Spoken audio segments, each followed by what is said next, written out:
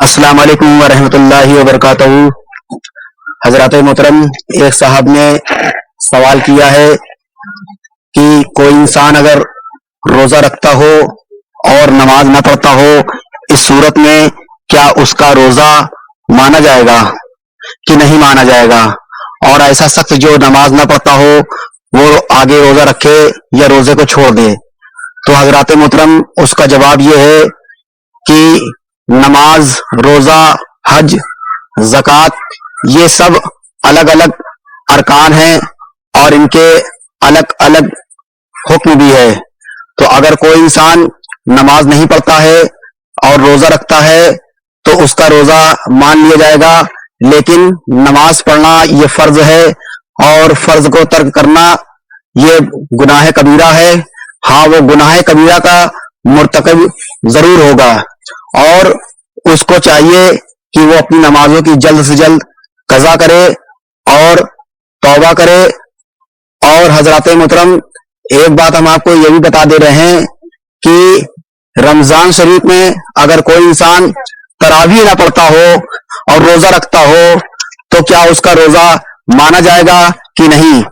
تو اس کا جواب یہ ہے کہ اگر کوئی انسان تراویح نہ پڑھتا ہو اور روزہ رکھتا ہو تو بالکل اس کا روزہ مانا جائے گا، لیکن تراویح پڑھنا سنت موقدہ ہے اور سنت موقدہ ترک کرنا یہ گناہ ہے اور اس کی عادت بنا لینا یہ گناہ کبیرہ ہے۔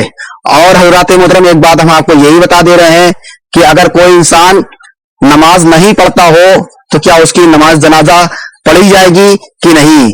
تو اس کا جواب یہ ہے کہ حضرات محترم، اگر کوئی انسان نماز نہیں پڑھتا تھا تو نماز کا ترک کرنے والا گنہگار ہوگا اور گنہگار کی جو ہے نماز جنازہ احناف کے نزدیک پڑھی جائے گی، اس کو کفن اور دفن اور غسل وغیرہ سب کچھ دیا جائے گا کیونکہ اس نے جو ہے فرض ترک کیا ہے۔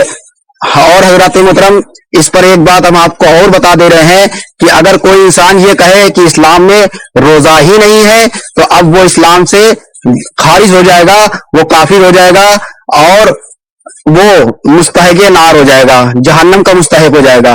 اگر کوئی انسان یہ کہے کہ اسلام کے اندر نماز ہے ہی نہیں تو نماز اور روزہ یہ ضروریات دین میں سے ہے، اور فتاوی تاج الشریعہ میں سیدی سرکار تاج الشریعہ علیہ رضوان ارشاد فرماتے ہیں کہ ضروریات دین کا انکار کرنے والا یہ سخت کافر ہے، اور ایسے انسان کو چاہیے کہ وہ توبہ کرے، تجدید ایمان کرے، اور اگر بیوی رکھتا ہو تو دوبارہ نکاح کرے۔ واللہ تعالی علیم بالصواب۔ السلام علیکم ورحمۃ اللہ وبرکاتہ۔